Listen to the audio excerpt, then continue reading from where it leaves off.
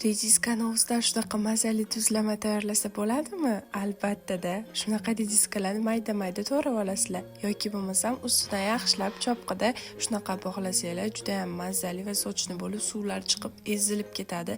Osh bilan deysizlarmi, qanaqadir ovqat bilan qo'shib yesanglar shunaqangi mazali ketadi-yu. Rediskani shunaqa bankaga solib qo'yasizlar-da, ozgina vaqt kutasizlar. Ustiga shunaqa ukrop yoki kashnish solib, buni ham ozgina kutasizlar. Ustidan xohlasanglar chesnok, xohlasanglar ko'k piyozni solib, buni ham ustiga solasizlar-da.